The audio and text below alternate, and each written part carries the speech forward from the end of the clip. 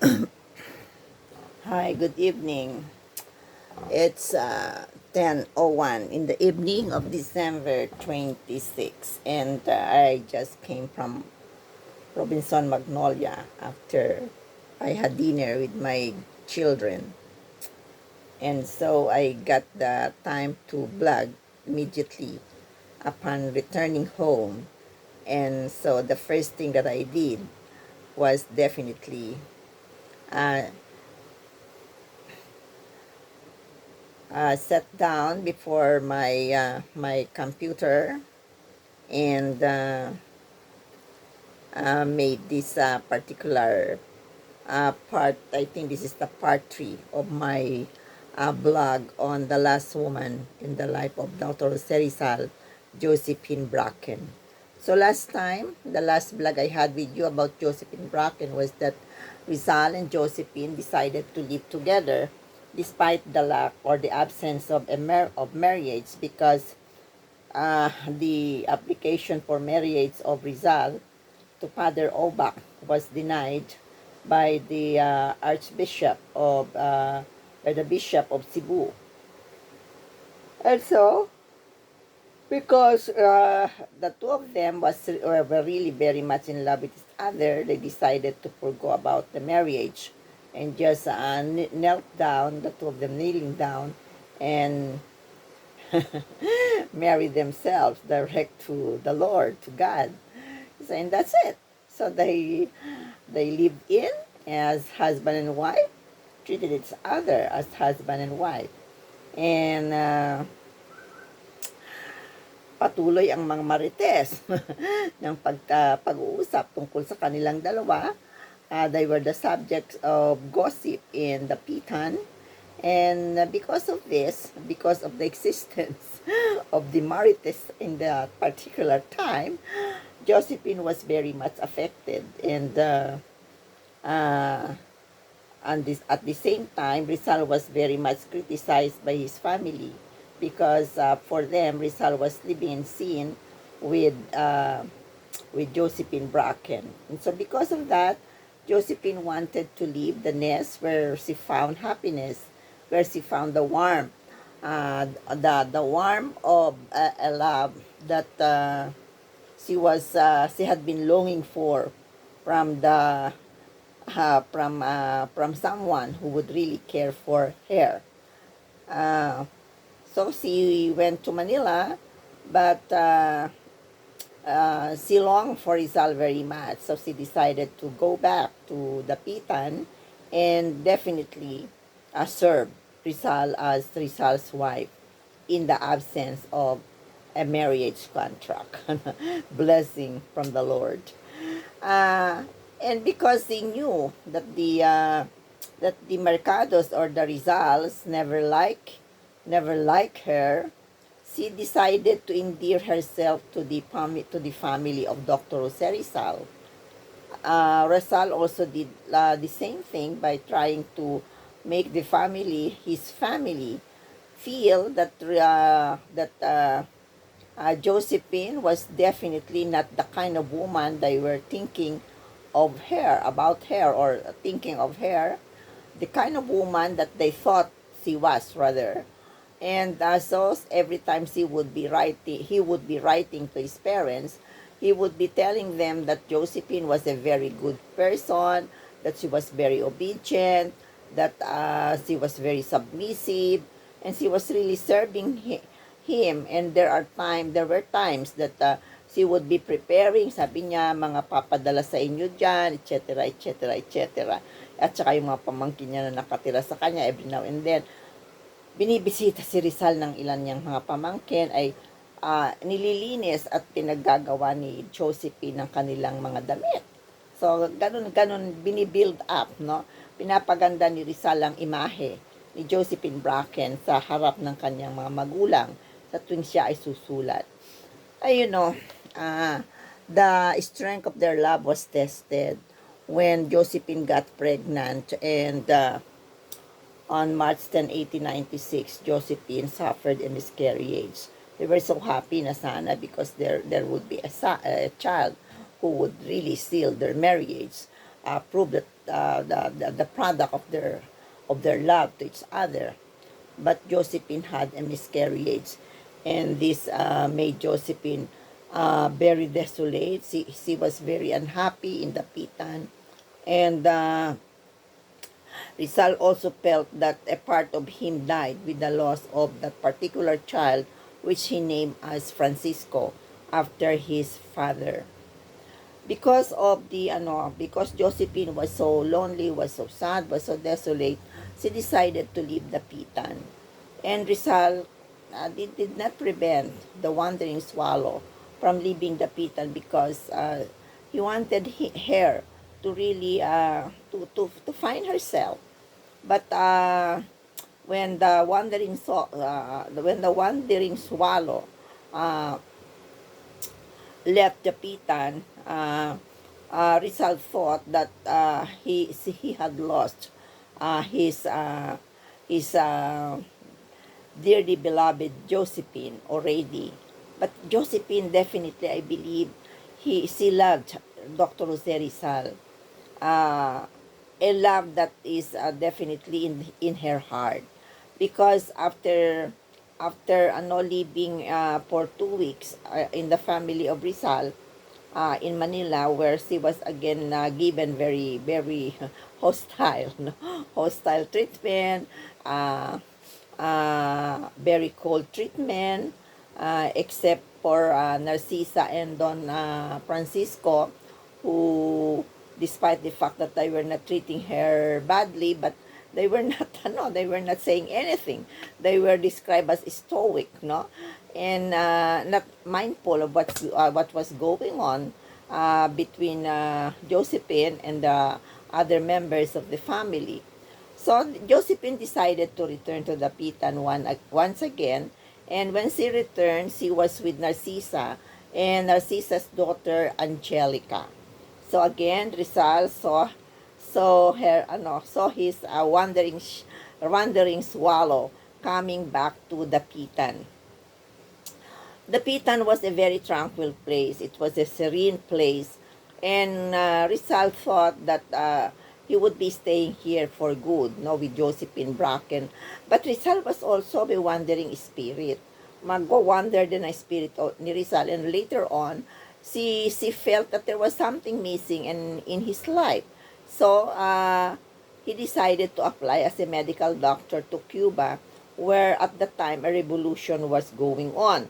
And but he did not receive an immediate reply, but when the reply came, he had, because he was thinking that the application to work in Cuba as a medical doctor was not considered favorably by the Spanish authority. He already decided to, he thought of just forget about it, and he decided to plan for his life in the Pitan. But when everything had been planned, when he had so many plans for the Pitan already, and for himself also in Josephine, dumating naman yung sulat na nagsasabi na na siya ay tinatanggap bilang medical doctor, a voluntary medical doctor sa Cuba, where, yes, I have stated earlier, a revolution was going on, at saka nung panahon na yon ay merong epidemya ng yellow fever. So there was an epidemic of yellow fever in Cuba. So Rizal received a reply from Ramon Blanco, Governor General Ramon Blanco, informing him of his assignment as a military doctor in Cuba. Of course, the news of his acceptance to as a voluntary military physician was received with much joy, according to the entry of Rizal in his journal. Narcisa and Josephine jumped with joy because of that particular very good news. But to Rizal, it was no longer that Rizal was no longer that jubilant, kasi nga he was thinking of his already, or he was already thinking of what would happen to the plans that he had already set for his stay in the Pitan. But he could not do anything. Also, I decided to leave the Pitan together with Narcisa, Angelica, Josephine, and I think two of his students in the Pitan. And they boarded the steamer Espanya on July 31, 1896. So, umalis si Rizal sa Dapitan on July 31, 1896 and ended the life of Rizal in Dapitan, a paradise for him and for Josephine for only a brief period of time. And where definitely his wandering swallow, Josephine, also felt the warmth of the love of the national hero. And this departure from the Pitan was actually a prelude to a very tragic end of Rizal's life. So Rizal was brought to Cavite prior to his travel to Cuba. Hindi nga siya nakapunta sa mga magulang niya eh. Dinala siya sa Cavite at doon siya inilagay sa isang barko kung saan parang doon siya pinatira ng habang naghihintay na siya ay aalis papuntang Cuba, via Spain, no? Papunta ng Spain, then going to Cuba. For the meantime, si Josephine naman ay nakitirang muli kay Narcisa at muli niyang tiniis yung hindi magandang pakita sa kanya ng pamilya ni Dr. Jose Rizal. How cruel naman na gano'n ang treatment sa kanya sa isang babaeng ay foreigner and given that very lukewarm treatment by the family of the very person you love. That was something that was really very painful on the part of a woman. So ang iniisip na Diyos, since he wanted to leave already, no, iwanan na yung pamilya, umalis na. But at the back of her mind, she was hoping that that Rizal and she could get married, and this was the reason why she was prevented from leaving the Philippines immediately and or getting out of the family of Dr. Jose Rizal. Very optimistic pa rin si Josephine noon na yung union nila ni Rizal would be legalized. That's so that the parents would no longer look at her as a woman of ill repute kasi umayag siyang makilive-in sa kanilang anak. And they would no longer be living in shame because they would be able to get married. Yun ang kanyang mga, kumbaga sa umaasa si Josephine doon. So habang si Rizal ay nakatigil sa isang lugar ng Cavite, sa isang barko, ay sinulatan niya si Rizal, ni Josephine si Rizal, at ibinalitangan na she was staying with Narcisa and that she was teaching 15 students and she was studying how to play the piano. At kanya sinulatan si Rizal na nagsasabi na she had to do those things because she was always thinking of Dr. Jose Rizal, and sabi niya, "Oh dear, how I miss you." Yun na sabi niya sa part of her letter na kaya, "Oh dear, how I miss you." And sabi pa niya, "I will always be good and faithful to you." Lagi ako magiging mabuti at matapat sa iyo. And I will also do good to my companions. Parang inaano niya na if I will be good to my companions, and the companions he was referring to, ayun nga yung family ni Dr. Jose Rizal, God will also be good to me and He will bring you back to me. Sabi niya ganun pa, sort of that sa kanyang sulat kay Dr. Jose Rizal. And sabi niya, I will try my best to be good to your family, especially to your dear old parents, no? May paggalang siya sa mga magulang ni Jose Rizal, sa matatandang magulang ni Jose Rizal. Sinabi niya pa rin kay Jose Rizal, nilagay niya sa sulat niya that she was always thinking of their old hut in Dapitan. Naalala ko yung bahay natin sa Dapitan, sabi niya, and the many sweet hours we spent there. romantic din naman si Josephine, ano. The many sweet hours we spent there. And sabi niya sa huli, I hope that we could still be together. But definitely, that was not meant to be.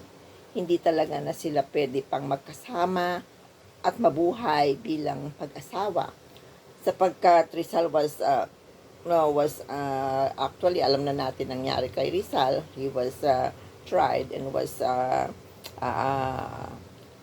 sentenced to be executed sa Bagong Bayan noong December 30, 1896. And they were not given the chance to be together sa mga last days ni Rizal and to spend the hours, na remaining hours, for them to be able to spend intimacy. A young couple like them should be entitled to. Na ang lungkot, ano, ang lungkot ng ganon, na pag-iwalay na kayo ng kamatayan. You know, in the evening of December 28, 1896, pinayagan naman si Josephine na bisitahin si Dr. Jose Rizal. She was allowed to visit Dr. Jose Rizal. Since yun ang first time na nakabisita si Josephine kay Rizal, simula nung dumating sila mula sa dapitan, ng November 3, 1896. Umalis sila ng July. Tapos November sila nakarating sa Pagkatapos noon ay noon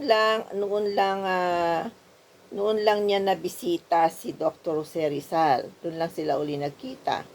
And she knew that she would definitely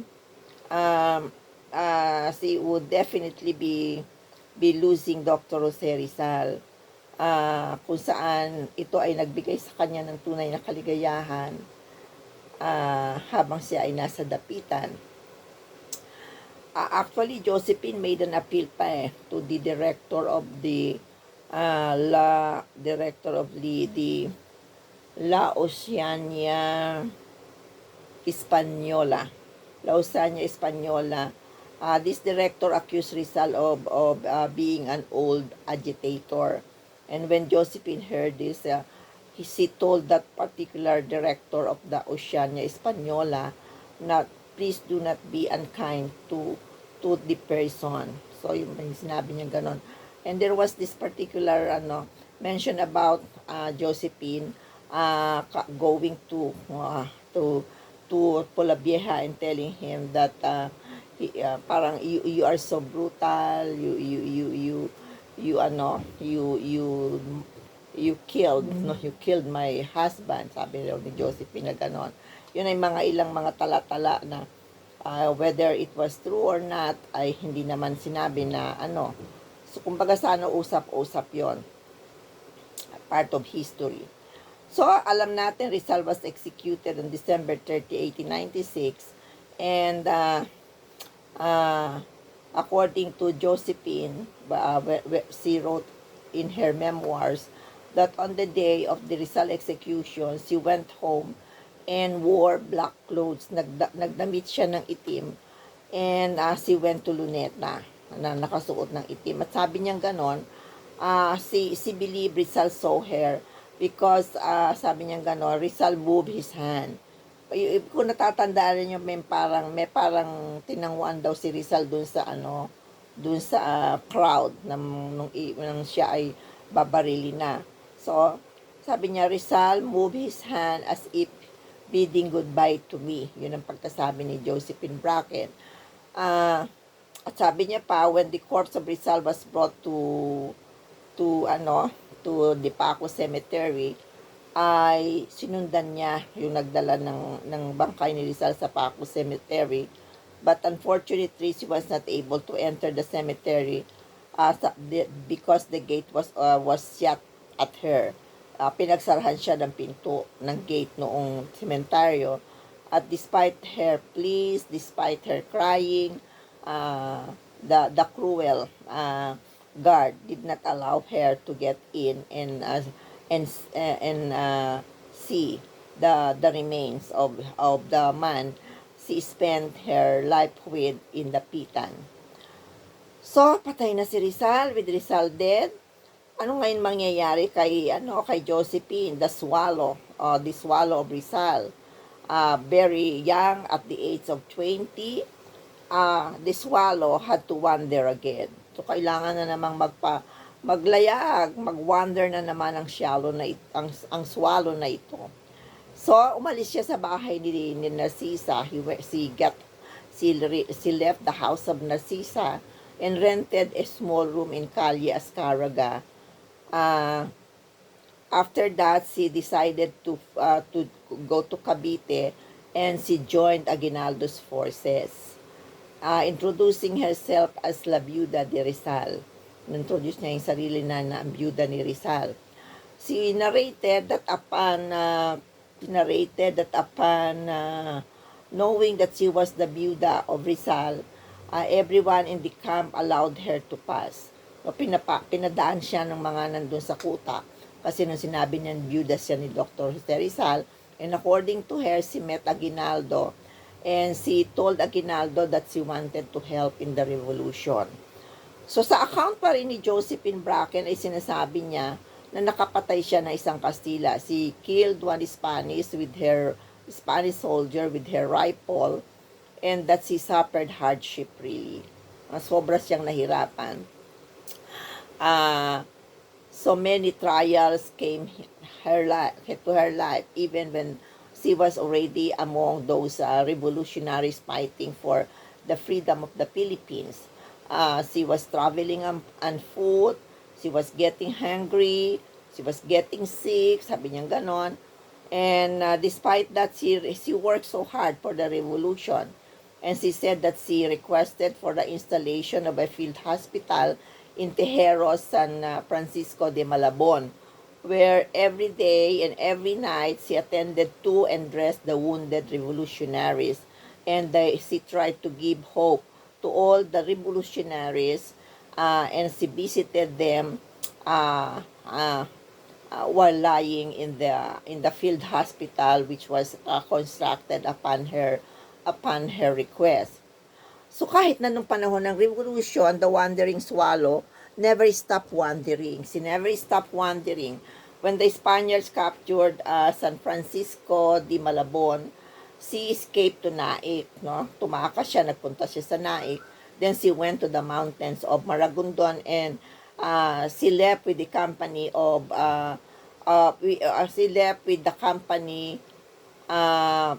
she left together with the company, yung batalyon ni Pasiano, at saka kasama ng iba pang mga kababaihang revolusyonaryo.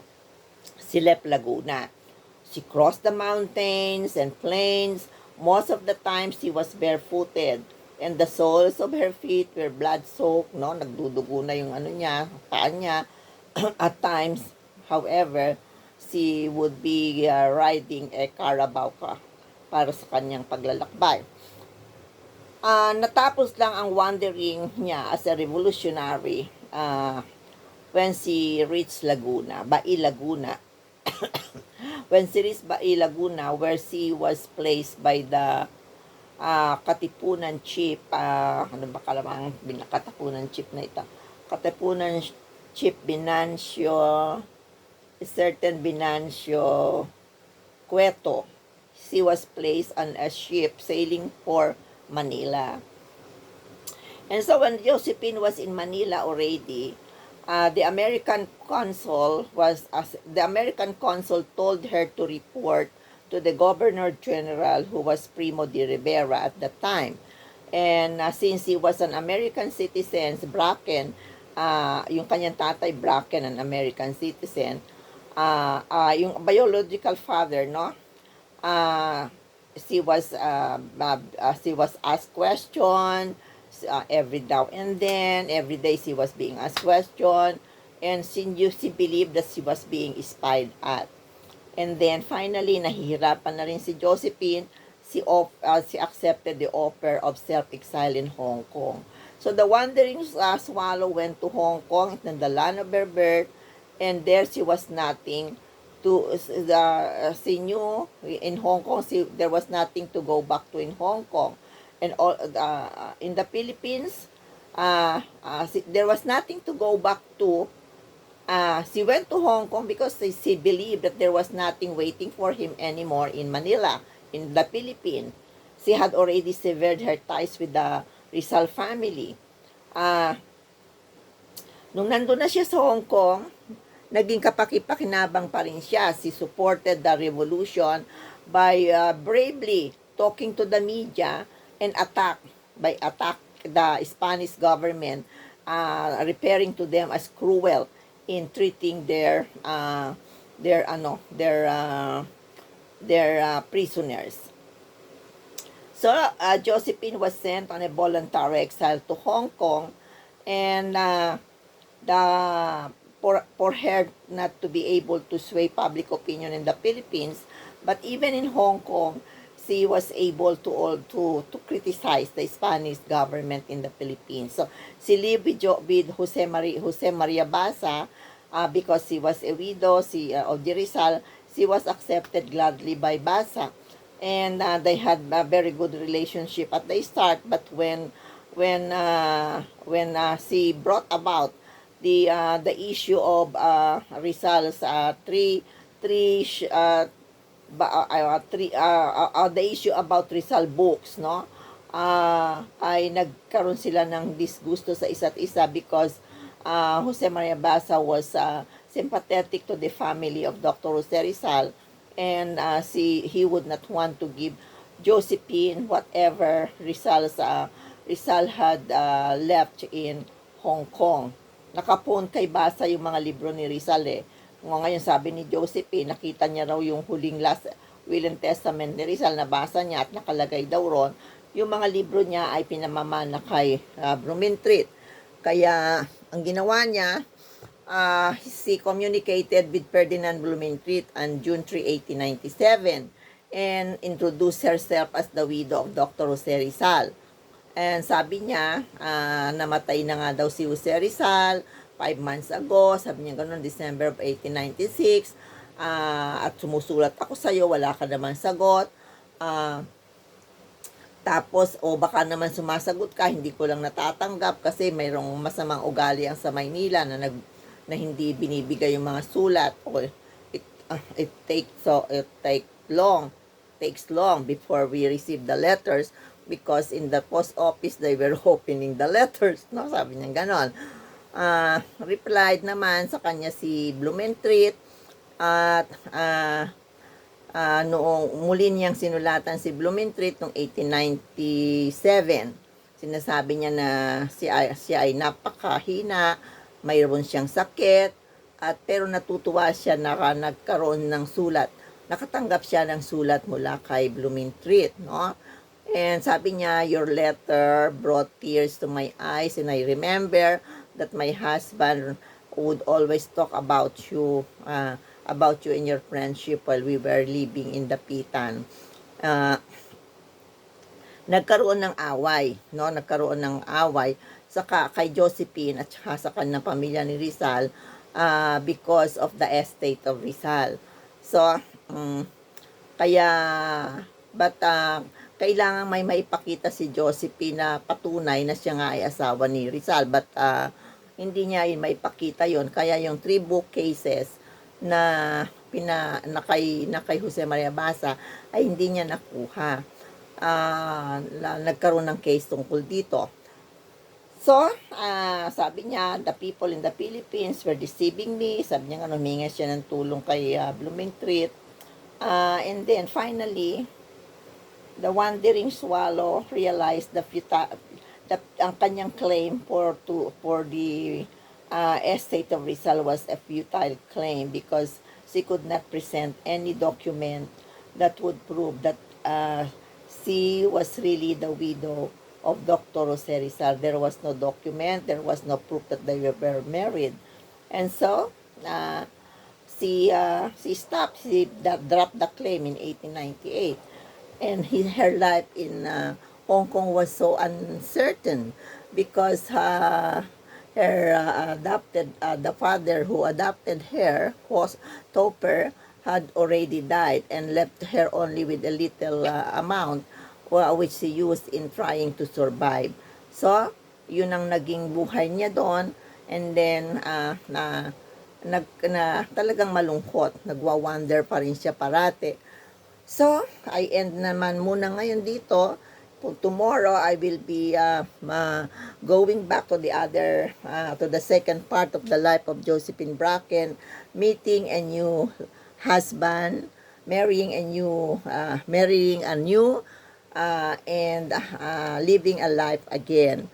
Not like the life that she had with Dr. Jose Rizal. So this tomorrow I'll be talking about Josephine Bracken's marriage to Vicente Abad. And siguro hanggang mamatay siya, no? Mga dalawa pa siguro na vlogs on Josephine Bracken. So again, Merry Christmas to all of you. Medyo mahaba ngayon, 30 minutes. And I hope everybody is safe. Please pray. Let us always pray. And pray to the Lord that our situation will really continue to improve and we can really get out already. But there are so many people out there already sa mga malls and everywhere na lumalabas na, no? At trying to savor the merry season that we have during this particular month. So, good night and God bless you all. Don't forget to subscribe to my channel, like my channel, subscribe to it. And this is your Lola Amalia. Subscribe to my channel, Just Me Amalia. Thank you so much. God bless you all.